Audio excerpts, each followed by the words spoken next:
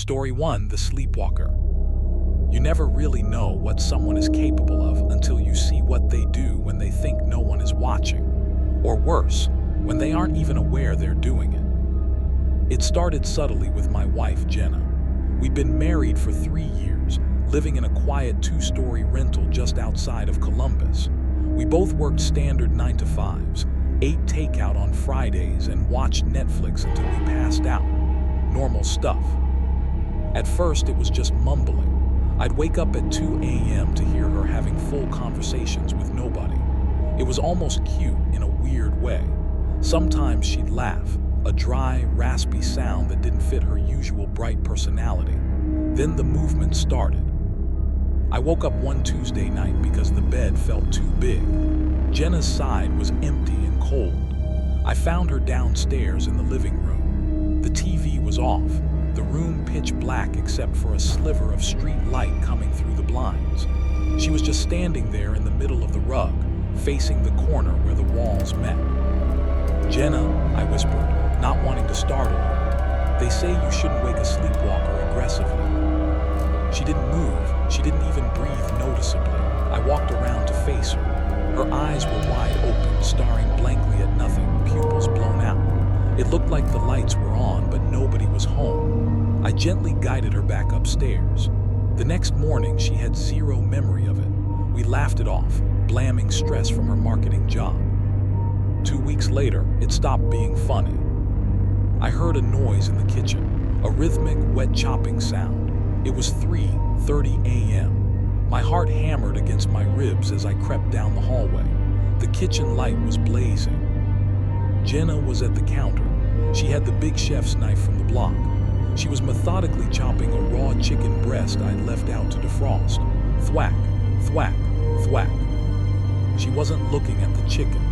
She was staring straight ahead at the reflection in the darkened window over the sink. "Jenna, put the knife down," I said, my voice shaking more than I intended. She stopped mid-swing. Slowly, rigidly, her head turned toward me, those same dead, wide-open eyes. Then her lips curved up into a smile that showed too many teeth. It wasn't Jenna's smile. It looked like someone trying to mimic a smile based on a drawing. She dropped the knife. It clattered loudly on the floor. Without a word, she walked past me and went back to bed. I didn't sleep the rest of the night. The next day, I called in sick. While Jenna was at work, I went to Best Buy and bought one of those little indoor security cameras that links to your phone. I hid it on the bookshelf in our bedroom, aimed right at the bed.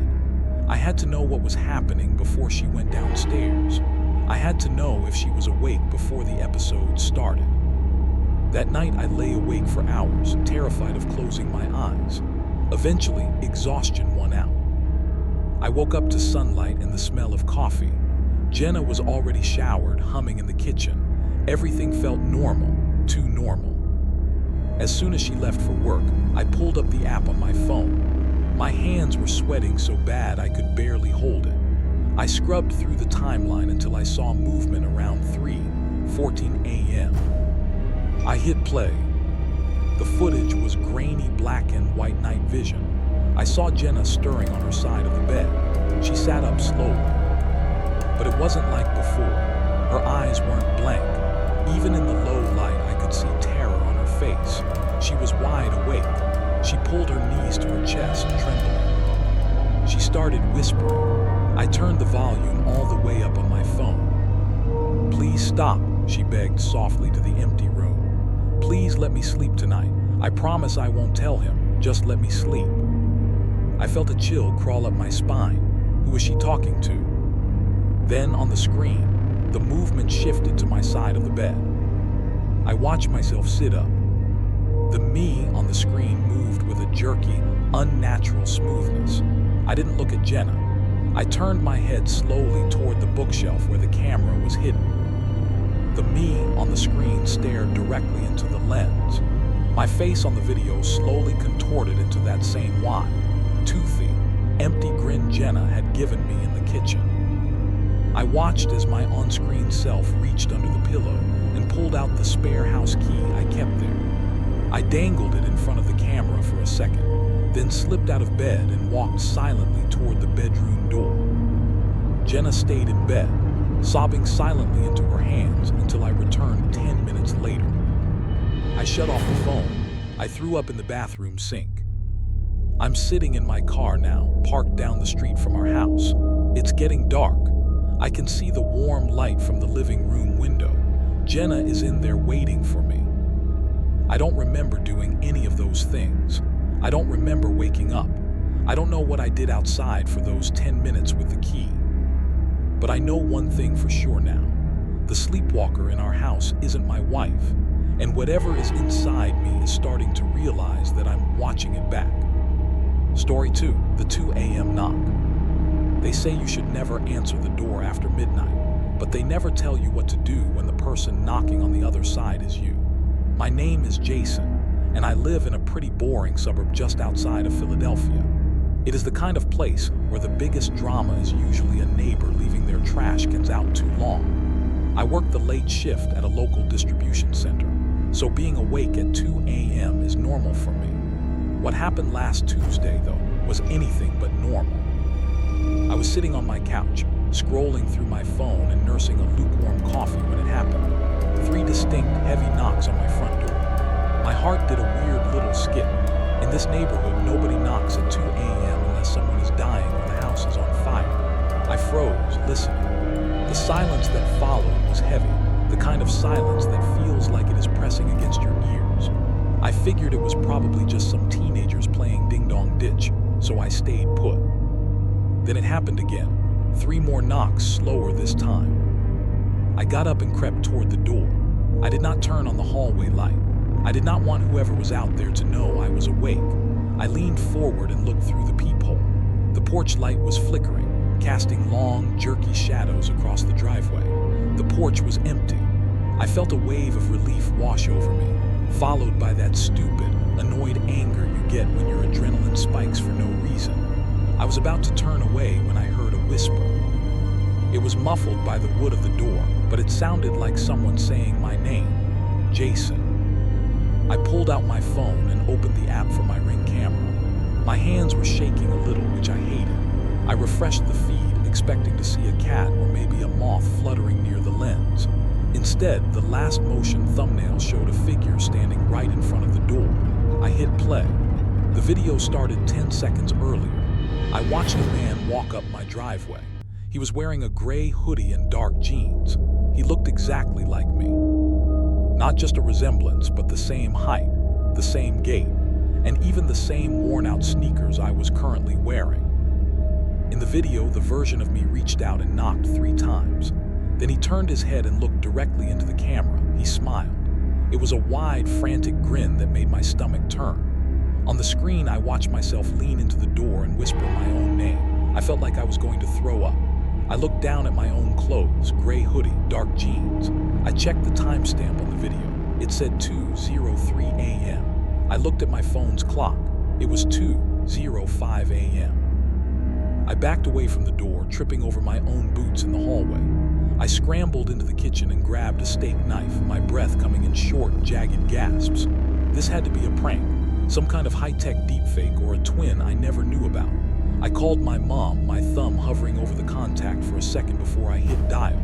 It rang once, then went to a busy signal. I tried again. Same thing.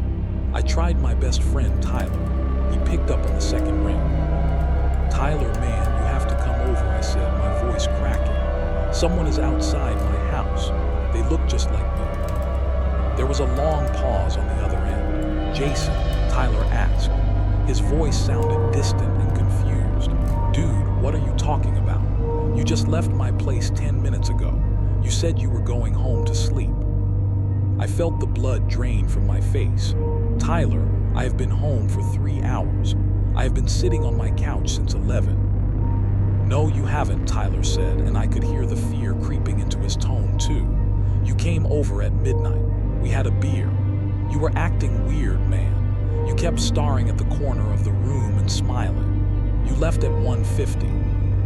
The knocking started again, not at the front door this time. It was coming from the back sliding glass door in the kitchen, right behind me. I spun around, the knife held out in front of me. The glass was dark, reflecting the messy kitchen back at me.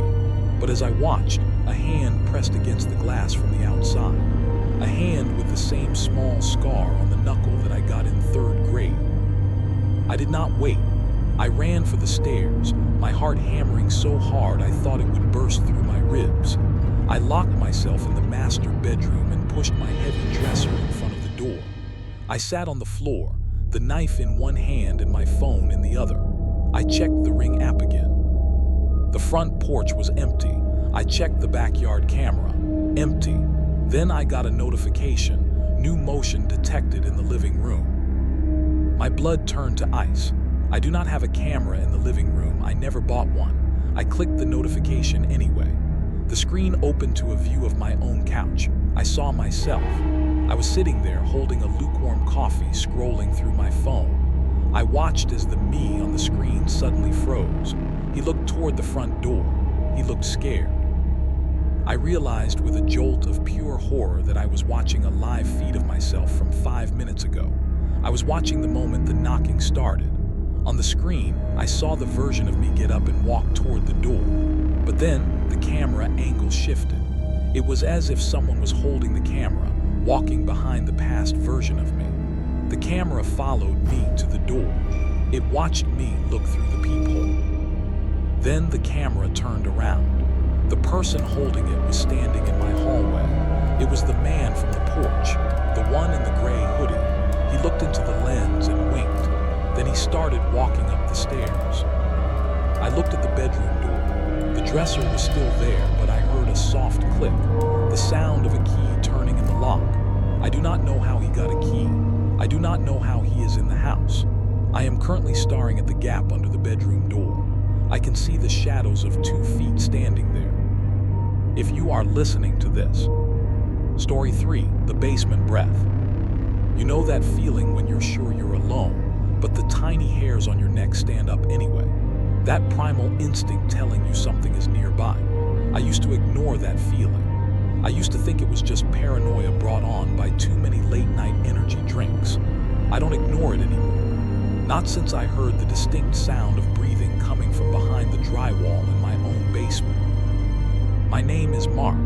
About 8 months ago, I moved into this older, beat-up 2-story house just outside of Columbus with 2 buddies, Chris and Dave. We were all working entry-level jobs, so the cheap rent was the main selling point. The house was okay, mostly just old and settled. Creaky floors, drafty windows, normal stuff for a 50-year-old build. The only part of the house I genuinely hated was the basement. It was unfinished, always smelling faintly of damp concrete and old dirt no matter how much bleach we used. The single naked bulb hanging from a ceiling joist flickered constantly, casting twitchy shadows that made the corners seem deeper than they were. We only went down there because the washer and dryer were hooked up in the far corner. It started on a Tuesday night. It was late, around 11:30 p.m., and I was switching over a load of laundry before bed. The dryer had finished its cycle, and when the buzzer stopped, the silence down there felt suddenly heavy. I was bending over to pull wet jeans out of the washer when I heard it. A soft, rhythmic HSHHH, HSHHH. It was faint but unmistakable. It sounded like someone in a deep sleep just a few feet away. I froze, half in and half out of the washing machine. Chris, Dave, you guys down here trying to scare me, I called out. My voice sounded thin in the damp air. Nothing, just the hum of the refrigerator upstairs. I checked behind the furnace and the stack of unused paint cans. Empty. I told myself it was just the old house settling, or maybe air moving through the pipes. I finished the laundry quickly and went upstairs, locking the basement door behind me. A week later, the smell started. It wasn't a dead animal smell, it was worse. It was musky, like unwashed skin and stale sweat, faint but distinct near the laundry machines. I asked Chris if he'd left dirty gym clothes down there. He looked up from his video game, confused. Dude, I haven't been down there in 3 days. I take my laundry to my mom's. That night, around 2 a.m., I couldn't sleep. The smell was bothering me, creeping up through the floorboards. I grabbed a heavy-duty flashlight and went down, determined to find the source. The basement air was freezing. I didn't turn on the main overhead light. I just used the flashlight beam, cutting through the darkness. The smell was stronger now, almost gagging. I crept toward the laundry corner. Then I heard the breathing again, louder this time. HSHHH, HSHHH. It wasn't pipes, it was wet and organic. It sounded like it was coming from directly behind the dryer. My heart was hammering against my ribs so hard I could hear blood rushing in my ears.